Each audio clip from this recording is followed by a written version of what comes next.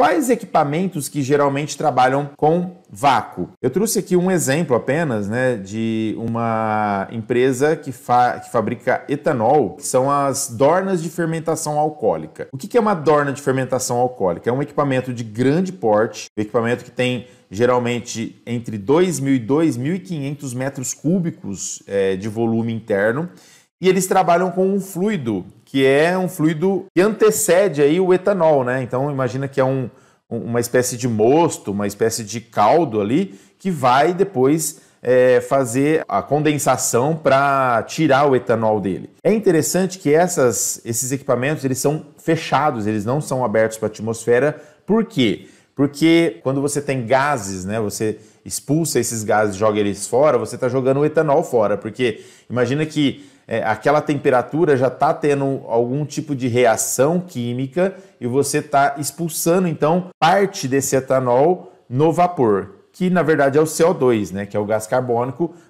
proveniente dessa reação química de fermentação. E essa fermentação, na verdade, quando você fecha, enclausura esse equipamento, por ele ter um volume geométrico muito grande, ele acaba se enquadrando na NR13. Então, as dornas de fermentação, elas são realmente enquadradas na NR13 quando você tem aí a recuperação do CO2. Então, a primeira pergunta que você vai fazer para o seu cliente, que é uma usina de açúcar e etanol, você faz recuperação do CO2 das colunas de fermentação? Se a resposta for sim, então você tem que fazer realmente o cálculo de produto PV, e se a dimensão dela for essa que eu estou falando, que a maioria são assim, você realmente tem aí vários vasos de pressão.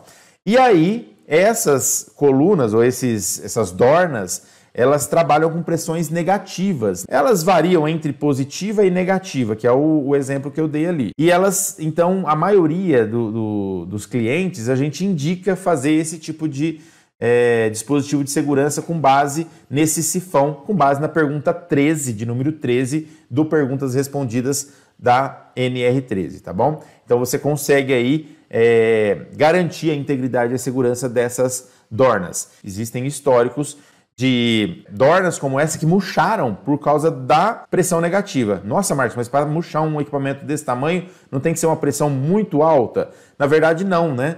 Porque quando você tem uma pressão relativamente alta, mas que esteja acima da pressão que foi calculado o equipamento, você já vai ter o colapso. Então é isso que acontece quando você não usa critérios, né, para realmente ajudar você nesses cálculos, memorial de cálculo e assim por diante. Existem aí outros, né, equipamentos que que trabalham também com vácuo, ora positiva, ora negativa, e isso tem realmente dado muito trabalho. Por quê?